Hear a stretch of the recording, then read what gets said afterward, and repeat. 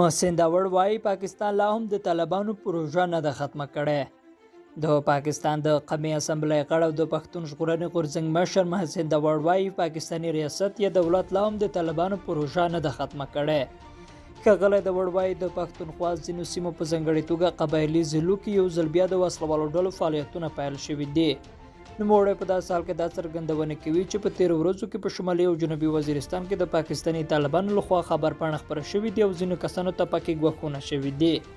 همداسې یوه خبرپاڼه کې په خپله محسن هم په فساد تورن شوی ګواښ ورته شوی چې که خپل اعمال سم نه کړي نو پایله به یې ښه نه وي. بلخوا له بجوړ نه هم ریپورټونه وایي چې په دې وروستیو کې د پاکستاني طالبانو لخوا ځینو ځایي خلکو ته ګواښونه شوي او سیمه کې د دې ډلې څرک بیا راڅرګند شوی. له سیمې رپورټونه وایي چې یوازې په تېرو 2 میاشتو کې 6 کسان بجوړ کې د نامعلومو وسلوالو کسانو لخوا وژل شوي دي. حکومت زموږ پر خبره غوږ نه ګراوه. محسن له BBC سره خبرو کې ویلي دوی په دې رپورټونو او پیښو پاکستاني چارواکي خبر کړي او په قومي اسمبلی کې هم دا موضوع راپورته کړې، خو د پاکستاني حکومت په دې اړه د دوی اندېښنو ته ځواب نه دی ویلی. BBC سره خبرو کې ښاغلي وویل په پښتونخوا کې او بیا په قبایلي ضلعو کې هدفي وژنې له څه موده راهیسې یو ځل بیا پیل شوي دي.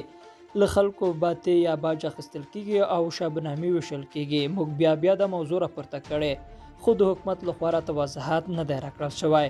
ښاغلی وایي د پاکستان حکومت لا تر اوسه د طالبانو پروژه نه ده ختمه کړې او داسې نه ښکاري چې د ختمولو څه اراده یې هم ولري.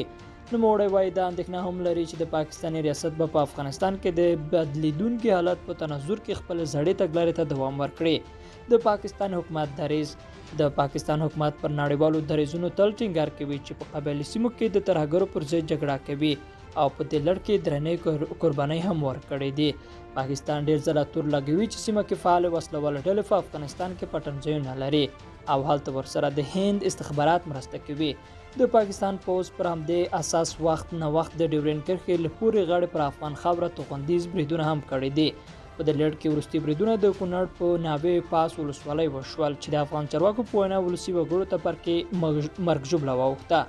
افغان حکومت پر خپله خاوره د پاکستان مخالف وسلوالو ډلو د پټنځایونو شتون ردوي او پر پاکستان تور لګوي چې په خپله خاوره کې طالبانو او نورو وسلوالو ډلو ته د فعالیت اجازه ورکړې ده.